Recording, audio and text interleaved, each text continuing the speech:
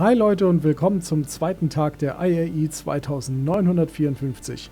Heute ist Aegis auf der Messe und wir wollen mal schauen, ob es da irgendwelche Neuigkeiten gibt. Ich bin auf dem Weg zum Messegelände und wir sehen uns dann gleich dort. Und sogar schon die Treppe hoch werfen wir einen ersten Blick auf die wirklich massiv riesige Struktur der Aegis Reclaimer. Das aktuell größte, bereits flugfertige und für Spieler verfügbare Schiff. Da wir uns die letztes Jahr zur IAE schon im Detail angeguckt haben, verlinke ich euch das Video und wir gucken heute nicht nochmal im Detail rein. Rechts und links der Reclaimer haben wir einmal die Saber und einmal ihren kleinen Bruder oder großen Bruder, die Saber Comet. Das sind zwei Kampfschiffe, die haben wir ebenfalls letztes Jahr schon gesehen. Wir begeben uns aber direkt mal in den Keller, denn dort warten die Nachfolgemodelle dieses Saber-Kampfschiffs. Und die haben wir uns noch nicht angeschaut. Die Nachfolger der Saber oder das Nachfolgermodell ist die Saber Firebird. Ist designtechnisch sehr stark angelehnt an die Saber, hat aber die zwei riesigen Triebwerke in den Flügeln eingetauscht gegen etwas schlankere Triebwerke, die zum Design passen. Und auch die Saber Firebird hat schon einen großen Bruder, das ist die Saber Peregrine. Das ist eine demilitarisierte Variante, die einzig und allein für die Rennstrecke gebaut wurde. Und da können wir auch mal einsteigen hier auf der Messe.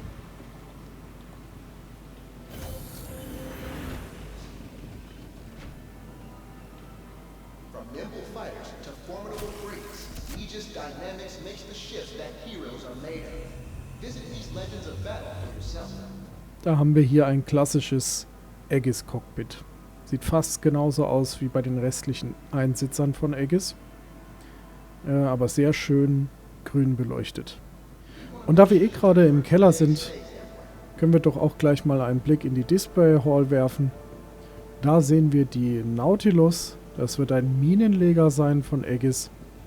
Die Vulkan, auf die ich mich sehr freue, das ist ein Reparatur- und Tankschiff. Und hier haben wir die Idris, eine Fregatte, die in ihrem Bauch Platz für bis zu 3 Schiffe in einem internen Hangar hat. Die Version, die hier dargestellt ist, ist die M-Version, die militärische Variante, unschwer zu erkennen an der dicken Kanone vorne an der Front. Die gibt es auch noch in einer P-Variante, die um diese Kanone erleichtert ist. In den anderen Hallen ausgestellt haben wir hier zentral die Hammerhead, ein schweres Kampfschiff. Dazu die Gladius Valiant und die Gladius, 2 kleinere Kampfschiffe. Die Avenger-Varianten.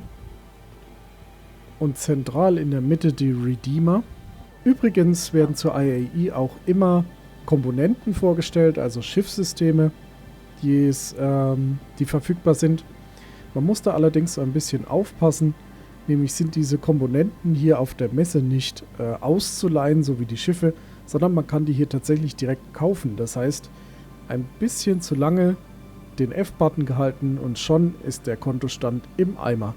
In Halle 5 haben wir dann die verschiedenen Vanguard-Varianten und letztlich in Halle 4 haben wir dann noch den Eclipse-Bomber und die Retaliator. Und bei der Retaliator gibt es dieses Jahr eine wichtige Änderung. Wir erinnern uns, zur Invictus dieses Jahr war die Retaliator noch in 3 Varianten ausgestellt. Einer Basisvariante, einer Bomber-Variante und einer Cargo-Variante. Hier haben wir dieses Jahr zur IAE nur noch die Basisvariante ausgestellt. Und in dieser Basisvariante sind die inneren Modulplätze leer. Vielleicht erinnert ihr euch noch an die Invictus dieses Jahr, wo wir die Retaliator in der Frachtvariante schon mal geflogen sind. Die gibt es so nicht mehr. Genauso wenig gibt es die Bomber-Variante. Es gibt eigentlich nur noch diese Basisvariante und die Module dazu müssen extra gekauft werden. Und wir schauen uns jetzt gemeinsam an, wie man an diese Module rankommt. Die Module für die Retaliator findet man in jedem größeren Laden, der Schiffskomponenten verkauft. Und hier auf New Babbage ist das Omega Pro und die finden wir in den Commons auf der Plaza. Und da gehen wir jetzt mal hin und schauen uns das an. Und hier sind wir auf der Plaza der Commons in Microtech. Und da ist Omega Pro auch eigentlich schon ausgeschildert auf der rechten Seite. Und da sind wir auch schon im Omega Pro. Hello. Nice to see you again. Das Omega Pro verkauft alle möglichen Schiffskomponenten. Und wir suchen jetzt mal nach einem Terminal. Ah, die sind hier drüben. Und schauen mal, ob wir da die Module der Retaliator finden.